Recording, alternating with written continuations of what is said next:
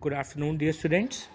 In the last class, we started session 14 of Unit 3, that was Basic Care and Maintenance of a Computer.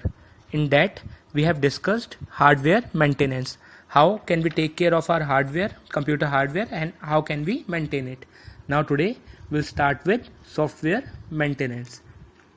Hardware maintenance में तो हमने hardware maintain करना सीखा कि कैसे हम अपने स्क्रीन की केयर करें, कैसे उसे ओवर हीटिंग से बचाएं या कैसे अपनी बैटरी की केयर करें, कैसे वोल्टेज फ्लक्चुएशन में उसे बचाएं सर्च प्रोटेक्टर यूज़ करके, या कैसे उसे डस्ट और डेंट से बचाएं.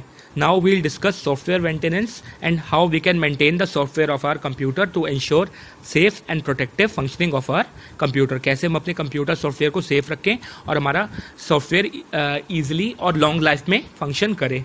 सो first point is keeping the operating system up to date. ये मोस्ट इंपॉर्टेंट पॉइंट है.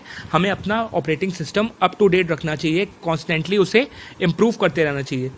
Operating systems are constantly improved by their makers. अब क्या होता है, विंडोज़ आती है, विंडोज़ 7 हुई, विंडोज़ 10 आजकल चल रही है, इसमें भी जनरेशन चेंज होती हैं. पहले XP आती थी, फिर विंडोज़ 2000 आती थी. तो रेगुलरली ऑपरेटिंग सिस्टम अपने आप को अपग्रेड करते रहते हैं.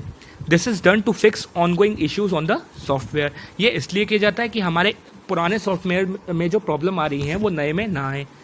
क्या होता है, सच इश्यूज में involve bugs, glitches and other functionality problems. जब ऐसा होता है, बग्स आ जाते हैं या ग्लिचेस होती हैं, कोई परेशानी होती है, हिलकन जिसे हम बोलते हैं, या फंक्शन में हमारा सॉफ्टवेयर प्रॉब्लम करता है, तो उसकी अपडेट आ जाती है और ऑपरेटिंग सिस्टम अपडेट किया जा सकता है. It is important to ensure that once operating system is up to date. तो हमारा operating system up to date रहना चाहिए, जिससे हमारे कंप्यूटर की फंक्शनिंग अच्छी रहती है और हमारे कंप्यूटर की लॉन्ग लाइफ होती है, वो जल्दी ख़राब नहीं होता. Second is installation of antivirus software. अब ये देखिए, ये भी मोस्ट इम्पॉर्टेंट पॉइंट है. क्या होता है, हम अनवांटेड पेन ड्राइव्स लगाते हैं या कोई भी एक्सटर्नल डिवाइस लगाते हैं, अपने कंप्यूटर से उसे कनेक्ट करते हैं, तो मोस्ट ऑफ द चांसेस होते हैं कि हमारे कंप्यूटर में वायरस आ जाए. वायरस क्या होता है, ये अनवांटेड प्रोग्राम होता है जो हमारे सारे डेटा को रीड करके उसे हार्म पहुंचा सकता है, कहीं ट्रांसफ़र कर सकता है, डिलीट कर सकता है, कुछ भी कर सकता है. So to protect it from that, we need to install antivirus software. Computer are constantly under the threat of malware attack.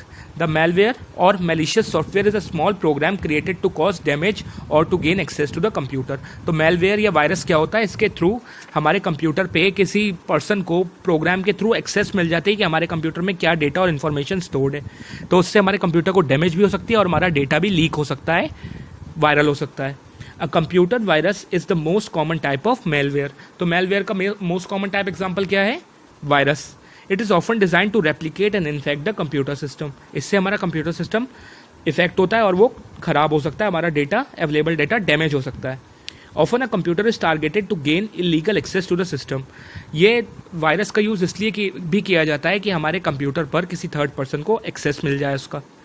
Such attacks are referred to as cyber attacks. इसे हम बोलते हैं cyber attack.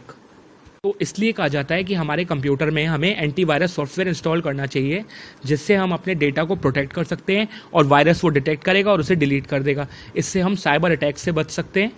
Antivirus are design to detect, block and remove any potential threat to the computer. कोई भी potential threat हमारे computer को खतरा, risk होता है, तो एंटीवायरस उसे डिटेक्ट कर लेता है, ब्लॉक कर देता है और रिमूव कर देता है. To accomplish this, it is recommended to subject computer to regular scanning by the antivirus software. Regular हम एंटीवायरस सॉफ्टवेयर से अपने कंप्यूटर को स्कैन करते रहना चाहिए, या फिर कह सकते हैं ऐसे अपने आप ही ऑटोमेटिकली इसे स्कैनिंग पे लगा देना चाहिए, ताकि वो टाइम टू टाइम उसे स्कैन करते रहे और हमारे कंप्यूटर से वायरसेस डिलीट होते रहें. और हमें ये एंटीवायरस सॉफ्टवेयर भी अप टू डेट रखना चाहिए, जिससे हमारा कंप्यूटर क्लियर रहे, क्लीन रहे, इसमें वायरस का खतरा ना आए. कुछ एग्जाम्पल्स हम कह सकते हैं, नॉर्टन एंटीवायरस है हमारा, अवास्ट एंटीवायरस हो गया, कैस्पर की एंटीवायरस हो गया, या माइक्रो एंटीवायरस भी होता है हमारा. तो ये सब एंटीवायरस सॉफ्टवेयर प्रोग्राम्स हैं जिनके थ्रू हम अपने कंप्यूटर को वायरस अटैक से बचा सकते हैं. Now third one is maintain backup of the data. There is always a constant threat of unexpected loss of data. कई बार ऐसा होता है, हमारी हार्ड डिस्क, कंप्यूटर, लैपटॉप की वर्किंग करना बंद हो जाती है. कई सिचुएशन ऐसे होती हैं, साइबर अटैक की होती हैं. मैंने बताया अभी एग्जांपल में कि वायरस अटैक से हमारा सारा डेटा डिलीट हो जाता है और कंप्यूटर की फंक्शनिंग जो होती है वो ख़राब हो जाती है, बैडली वो रिस्पॉन्स देने लगता है, इससे हमारा डेटा लूज हो जाता है. तो this is recommended to us that we should take the backup of our data. This allows us to recover the data from the external source in case the data in the computer is no longer usable. कई बार ऐसा होता है हमारा computer हमारी file को open ही नहीं कर पाता है, वो शो करता है कि हाँ ये फाइल डिलीट हो गई या डैमेज हो गई है। तो इस केस में हमारी अगर वो इंपॉर्टेंट फाइल हुई तो उससे हमारा लॉस हो सकता है। तो उस केस में हमें क्या करना चाहिए, अपने डेटा को बैकअप लेना चाहिए किसी एक्सटर्नल सोर्स के थ्रू या क्लाउड के थ्रू हम उसे बैकअप ले सकते हैं और उसे रिकवर कर सकते हैं इन केस हमारी फाइल डिलीट हो जाए या कोई प्रॉब्लम हमें हमारे सिस्टम में इस टाइप की आ जाए तो। You may also backup your data using cloud storage. मैंने आपको बताया कि क्लाउड स्टोरेज के थ्रू भी हम बैकअप ले सकते हैं या एक्सटर्नल डिवाइस स्टोरेज डिवाइस जैसे एक्सटर्नल हार्ड डिस्क लगा दी या पेन ड्राइव लगा दी या माइक्रो SD कार्ड के थ्रू हम अपने डेटा को स्टोर और सेव करके रख सकते हैं और उसका बैकअप ले सकते हैं। Next is performing routine defragmentation. The process of defragmentation occurs when the hard disk of a computer is left with limited space. This happens in case files stored at random locations throughout the disk. Any new file is then stored in fragmented form at separate location with the disk. The fragmentation causes the computer to slow down as it constantly searches for the data on the disk. ये तब होता है जब हमारी hard disc में limited space रह जाती है, स्पेस कम रह जाती है। हमारी फाइल्स जो होती हैं वो रैंडम लोकेशंस पे जगह जगह में डिवाइड होके सेव हो जाती हैं। तो जब हम उस फाइल को ओपन करते हैं, लोकेट करना चाहते हैं, तो हमारा डेटा तो फ्रेगमेंटेड फॉर्म में स्टोर्ड होता है, तो हमारी हार्ड डिस्क उसको रिकवर करने में टाइम लेती है, जिस वजह से हमारा कंप्यूटर सिस्टम स्लो डाउन हो जाता है और हमारा डेटा जल्दी वो सर्च नहीं कर पाता, जल्दी उसे ओपन नहीं कर पाता। तो उसको अवॉइड करने के लिए क्या होता है, हमें डिस्क फ्रेगमेंटेशन टूल का यूज़ करके यूटिलिटी सॉफ्टवेयर के थ्रू हम अपने ऑपरेटिंग सिस्टम में डिस्क फ्रेगमेंटेशन टूल का यूज़ करके उसका डीफ्रेगमेंटेशन कर सकते हैं और it performs the fragmentation process that rearrange the data on the disk to store associate data at one place. इससे क्या होता है, जो हमारी फाइल्स जो फ्रेगमेंट होके पार्ट्स में डिवाइड होके जगह जगह स्टोर होती हैं, वो एक साइड कंबाइन होके एक साथ एक स्पेस में एक जगह पर स्टोर एक प्लेस में हो जाती हैं। Hence routine defragmentation can improve a computer's performance. तो क्या होता है, अगर हम डीफ्रेगमेंटेशन रेगुलरली अपने कंप्यूटर का करते रहेंगे तो उससे हमारे कंप्यूटर की परफॉर्मेंस भी एनहेंस होगी, उसका स्लो डाउन नहीं होगा और प्रॉपरली वो वर्क करता रहेगा। Now next is remove unused programs. तो कई ऐसे प्रोग्राम्स होते हैं जो हम यूज़ के टाइम पे उन्हें अपने कंप्यूटर में इंस्टॉल करते हैं, but often we don't need them, हमें रोज़ उनकी नीड नहीं होती है, कभी कभार होती है। तो ऐसे में हम क्या करते हैं, उन्हें हम डिलीट कर सकते हैं, अनइंस्टॉल कर सकते हैं और जब उनका नीड हो तो हम उसे दोबारा इंस्टॉल कर सकते हैं। This helps to optimize the hard drive and improve computer performance. इससे क्या होगा, हमारी हार्ड ड्राइव में स्पेस रहेगी तो हमारी हार्ड ड्राइव इजीली ऑप्टिमाइज होती रहेगी और हमारे कंप्यूटर की परफॉर्मेंस एनहेंस करेगी और बढ़ेगी। We can choose the option of disk cleanup in a computer system.